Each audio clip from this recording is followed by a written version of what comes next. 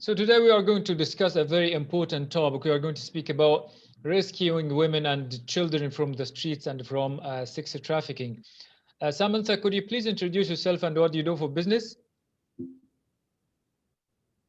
Hi, my name is Samantha Foster, and I am the founder and director of the Lifehouse Project, which I just launched recently. It took me about a year to launch it, but here I am. Our mission at the Lifehouse Project is rescuing and saving women and children from off the streets being sex trafficked or being in a domestic violence situation, just giving them that hope and freedom. And we're really going to be introducing a new format to the nonprofit world. And I'm really headed toward being the leading generation and the number one nonprofit in the world in the system and how we're doing it and putting the programs together. We're really taking a holistic approach, and we're going to have four different pillars in the Lifehouse Project. But I guess we'll get into that a little bit later in the discussion. I'm also a breakthrough coach. Oh, And I own my own astrology business and coaching business, as well as I am a radio host at Expact Radio. yeah, that's amazing. So, yeah, let's start with this. Why did you get involved in this, let's say, human business? Oh, yeah, the Lifehouse Project. Yeah, And of course, I think a lot of nonprofits are started for the same passion I have for it is because of my own life. It is built upon my own life and what I went through, and what would have could have really helped me out in being able to break free from the domestic violence, abuse, homelessness as a woman, even living in America. I really needed these resources. I really needed this type of education and understanding that just is not available out there. And I really want to reach as many children as possible, the youngest we can get to them, the more productive life that they can really lead, a life of freedom and hope. So my own life and the story of my own life and my children's life is really what's given me the passion for the Lifehouse Project. And my daughter is joining me as a partner for the Lifehouse Project. So she's it's not just going to be B, but it's going to be B with my daughter. yeah, that's perfect. Could you explain a little more about your personal experience? Yes, I can. So I was born into a broken family.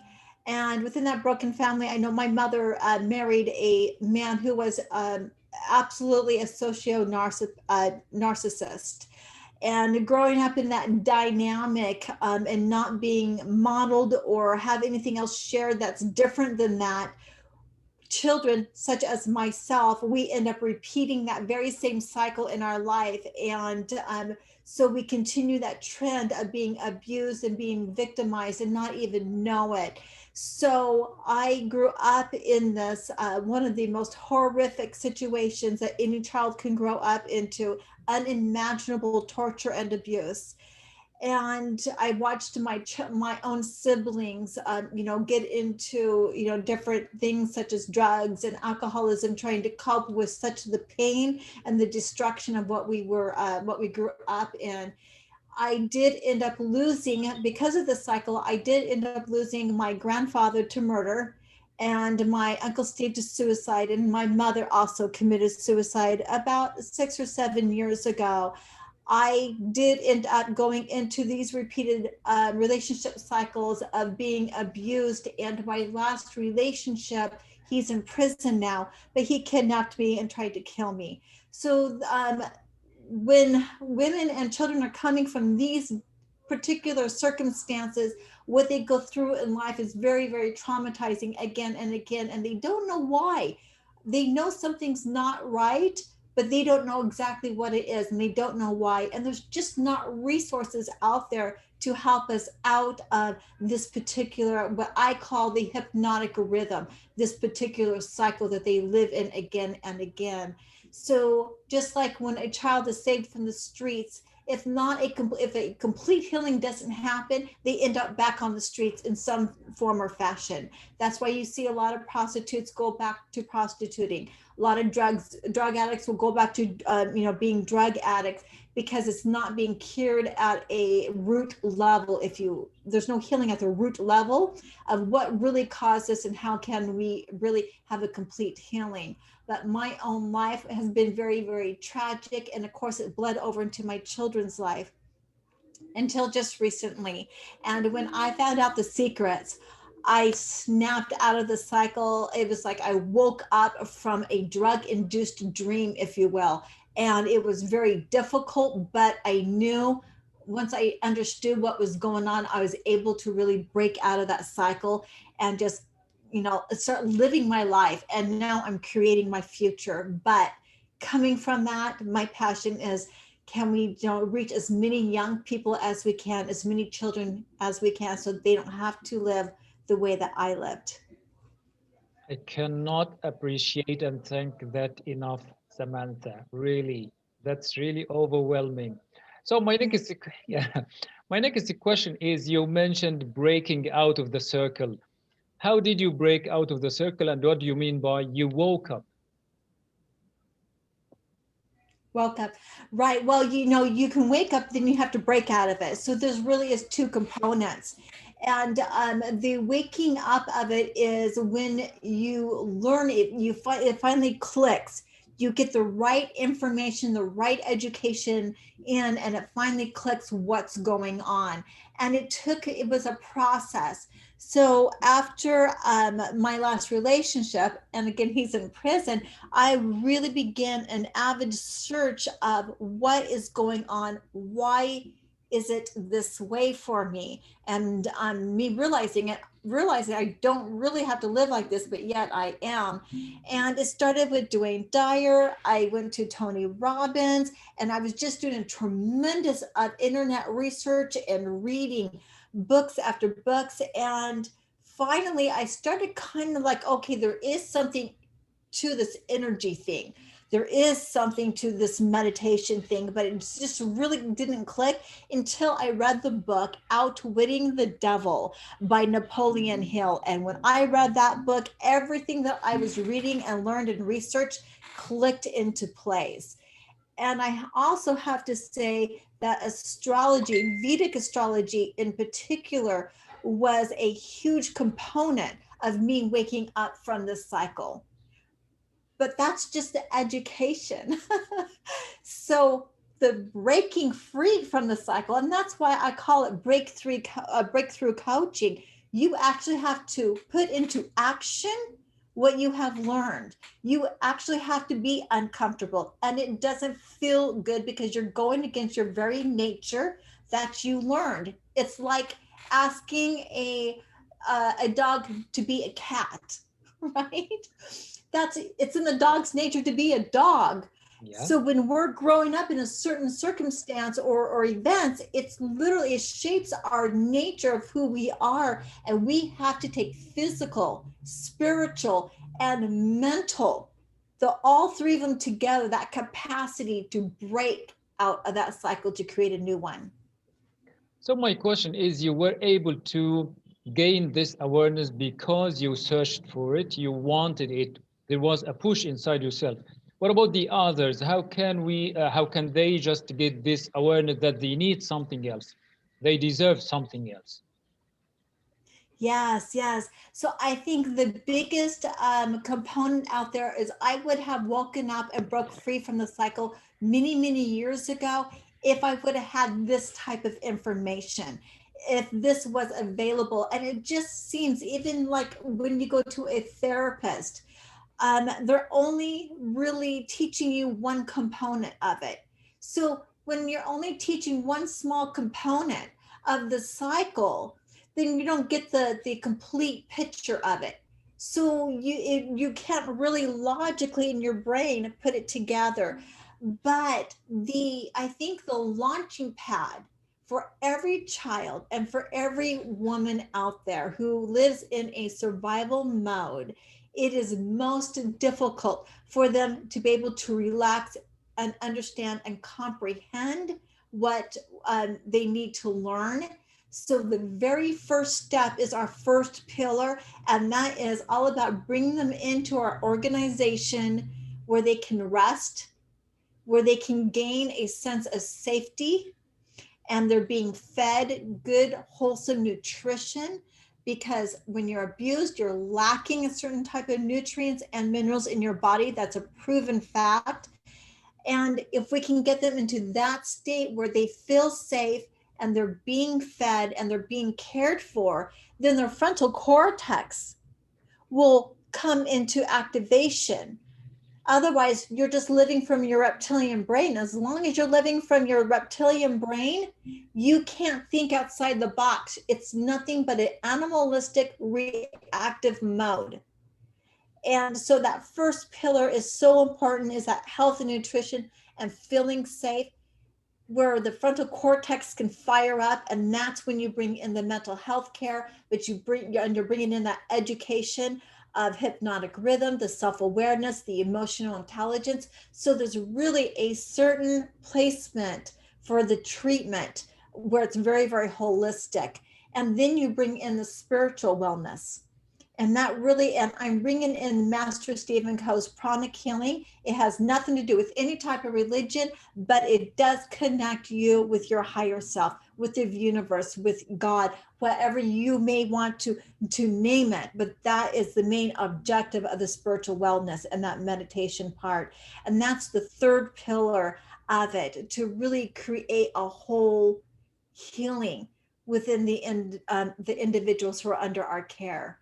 So yeah, I guess the starting point really is all about creating that safety place for them where they know that they're going to stay until they're well enough to be on their own. That is awesome. Could you please like go through the whole 4 pillars of your program? Yes, yes, I would love to. So the first pillar of the program is when we bring them into our facility, and the first steps of it is that they are visited by a medical doctor. And they have a healthcare program into place. They are that time needed for rest and sleep and the nutrients and being fed wholesome food. Also, we want them to be visiting a health coach or a fitness coach. And this is more for gaining strength and really, getting up and getting your body moving. So they can have that physical strength and stamina that they're going to need to get through the rest of the program. So the doctor will let us know how long that, because every person's needs are going to be a little bit different, that length of time. Then we're going to go into the mental health care. And this is when they get to visit the psychiatrist, get a mental health care program put together for them. And where we also will be learning self-awareness and emotional intelligence, and where we're going to be learning about the hypnotic cycle and why this is happening to them, and that, hey, we can heal from this, and we can break this cycle and create something brand new for our life. They don't have to live like this. They have choices, right? And so that's the mental health care part. And then the third part, we're going to go right into the spiritual wellness. Again, with that pranic healing, of healing that energy, healing their chakras, and really reconnecting with their higher self, with the universe and with God. And then the fourth program, of course, everybody needs education and everybody needs career guidance, because that's what financially makes it stable. And money is important. And being independent financially is the fourth and really a really important component of the pillars. Yeah, that is awesome so far. So, what are the best results you have seen from your program so far? So we're kind of on the new side. So I only have a few of the best results, and of course my own life is one of the results of it. My daughter had to also go through this, but the best results is somebody them coming out of the program. I don't want to mention names, but it's our individuals coming out of the program in that state of feeling like they belong. Their social circle has expanded. They're comfortable in social situations. They're comfortable with communicating, and they're really comfortable in being in their career field where they're able to really progress in their field or career that they choose to, and becoming that independent and being really self-aware, where they're not reacting and they're not being triggered, so they're standing strong within themselves, and that's the best outcome, and that's what we all want for any human being. Sure. And what challenges have you faced through this project so far? Through opening the life house or through the four pillars, somebody going through the four pillars. Yes. Okay, so the most challenging part, and this is why we have it set up the way it is, the most challenging part is when we get into the prospect of them breaking their cycle, because even after they become healthy and they're being able to really um, be kind of energized and on their way through the program, where we get into the mental health and breaking that cycle, their very nature wants to go back to what they're familiar with. And so that's the most difficult part, because literally we're asking them to do something that they're not used to, and that's a very, very uncomfortable feeling. It's like if somebody's never exercised before. This is the greatest um, um, example I can give you. If somebody's never exercised before, and in 1 month time you ask them, we need you to run a 5K, or become a bodybuilder within a month, do you know how difficult, where they're not going to want to, there's going to be days where they refuse, they're going to want to shut the door and eat pizza, right? Because it's going, that whole cycle of them training is going to be extremely hard. It's going to make them sick at times. They're not going to feel well, and it's just going against their very nature. That is the process, but that's what they go through to break that cycle. Yeah, that is good until now, and these are amazing efforts done by you and your the people around you, Samantha. How satisfied about the project are you? How satisfied? Yeah. So we're always wanting to make improvements. So I'm really, really happy with the whole program in itself, and we are continuing to bring on professionals with their new insights and their new techniques. So I don't know if it's so much about satisfaction. I think that, as like any company, especially when you're working with people, you always need to upgrade. You always need to make improvements and changes. So, and that's kind of really where we're at with the Lifehouse project. It's like, once you launch, you get the program into place, people are going through the programs, but now it's time to tweak it here and there. And also, we're going to be diving into other countries and other societies and other cultures, not just here in America. This is for the worldwide. This is global. We'll also need to be modifying some of our programs to fit the cultures, to fit the societies. I think that's really, really important. The base of the program will stay the same, but modifications will always need to be made for different cultures. Yeah, that is great. What else would you like to add about this today, Samantha?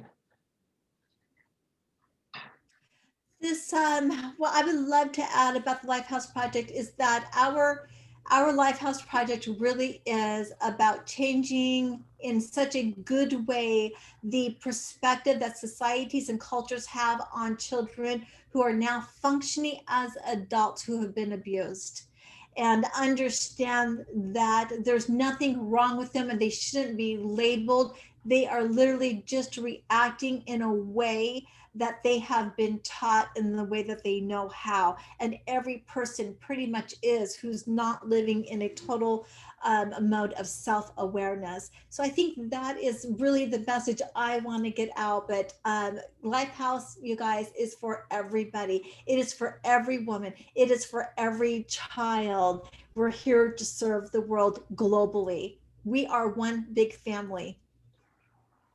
Yeah, that is a great one of a message, Samantha. Like I cannot even add anything more. I really appreciate your great help, not only for me, but for everybody on earth. Thank you so much for that, Samantha.